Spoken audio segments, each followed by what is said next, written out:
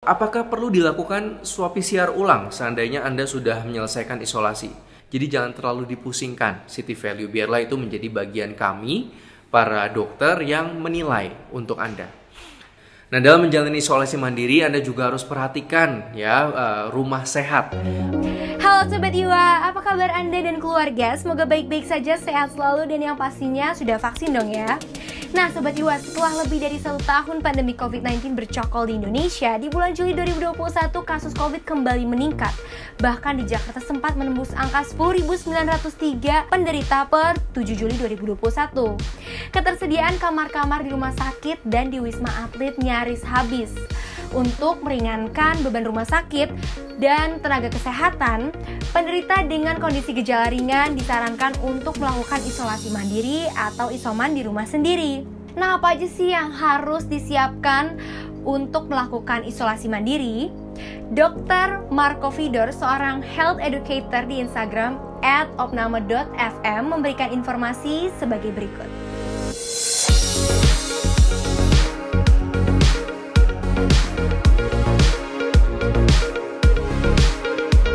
Halo Sobat Iwat, saya dengan Dr. Marco Vidor, dan kali ini saya akan sharing tentang bagaimana sih kita seharusnya isolasi mandiri saat terkena COVID-19. Saat ini kita tahu bahwa hari-hari ini yang kena COVID-19 semakin tinggi kasusnya. Setiap hari kita lihat ada rekor baru, dan akibatnya apa? Akibatnya tentu semua yang kena COVID-19 tapi tidak bergejala atau gejalanya ringan bisa menjalani isolasi mandiri di rumah. Nah, tapi nggak banyak yang tahu nih, apa-apa aja sih yang harus diperhatiin saat kita menjalani isolasi mandiri di rumah. Pertama, lamanya isolasi. Isolasi mandiri itu disarankan untuk dilakukan 10 hari ditambah 3 hari bebas gejala. Jadi total 13 hari. Nah, ini kadang-kadang ada yang bingung nih, maksudnya gimana 3 hari bebas gejala? Jadi kalau misalnya Anda sudah isolasi 10 hari, lalu di hari ke-10 Anda sudah merasa sehat, tunggu sampai 3 hari di mana gejala tidak ada lagi muncul.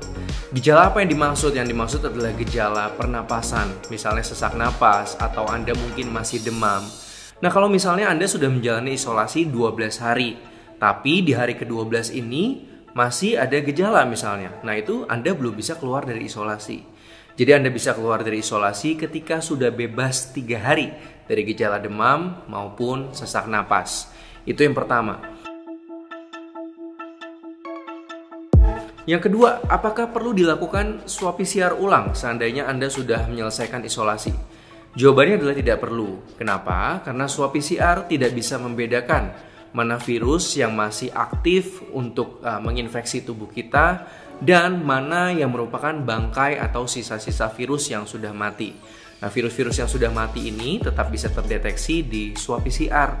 Jadi nggak perlu lagi kita cek swab, karena kalau misalnya positif nanti malah Anda bingung. Jadi Anda udah bisa bebas isolasi atau belum. Yang ketiga adalah perihal city value nih teman-teman. Banyak yang masih bingung, oh city value saya rendah banget.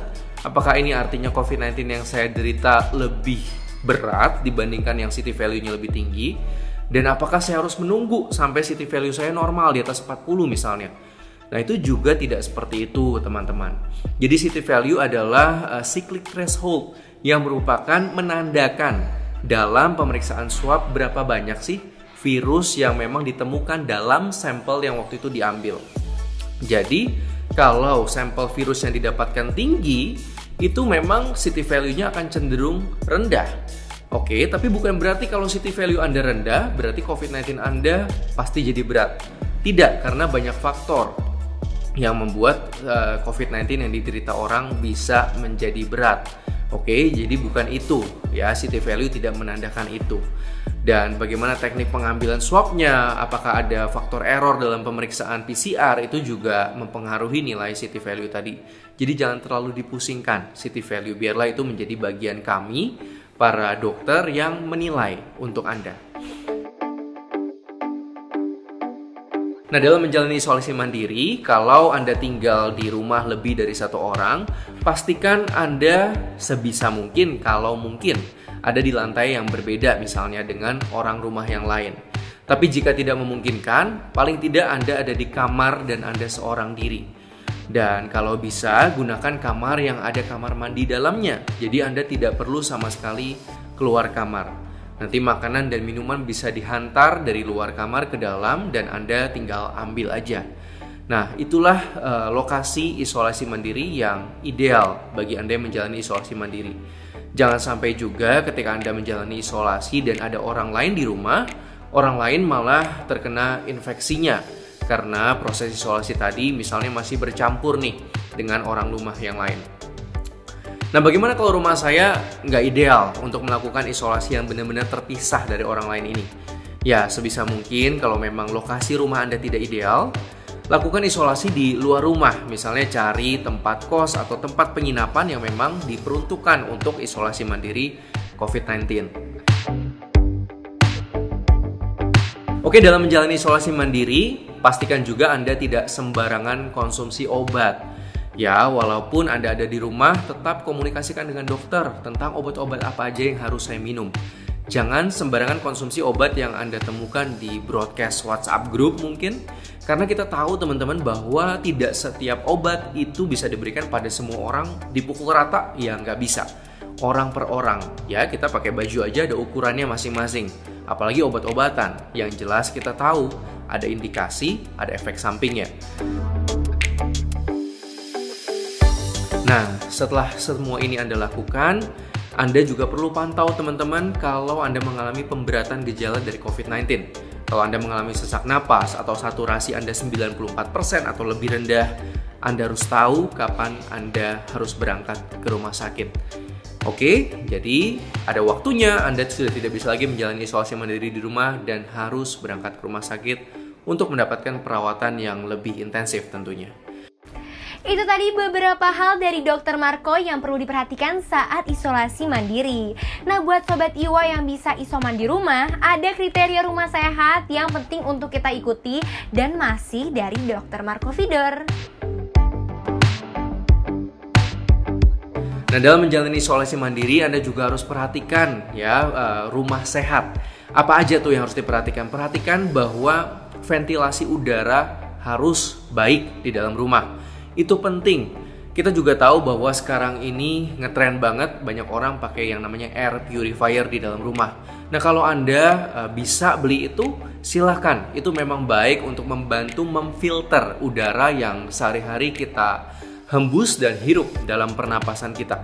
Ya, jadi air purifier bisa cukup bermanfaat untuk membantu memfilter udara di sekitar Anda. Yang kedua adalah pastikan ruangan-ruangan di rumah Anda cukup mendapatkan cahaya matahari. Jangan ada ruangan yang betul-betul gelap gitu. Nah, cahaya matahari selain bagus buat bikin suasana rumah lebih sehat, juga penting untuk metabolisme vitamin D di dalam tubuh manusia. Kita tahu bahwa paparan sinar matahari itu bisa membantu mengaktifkan vitamin D menjadi bentuk yang aktif, namanya vitamin D3 atau cholecalciferol. Nah, itulah alasan kenapa sih dokter suka menyarankan untuk Anda berjemur paling tidak 15-20 menit setiap harinya. Nah, banyak yang tanya nih, Dok, jadi waktu berjemur terbaik tuh jam berapa? Nah, waktu berjemur terbaik sebenarnya beda-beda ya, tergantung Anda tinggal di lokasi mana nih. Kita tahu bahwa paparan sinar matahari itu beda-beda di tiap lokasi. Nah, Anda bisa download, ada aplikasi namanya D-Minder. D-Minder itu bisa membantu memprediksi di daerah tempat tinggal Anda, cahaya matahari terbaik jam berapa.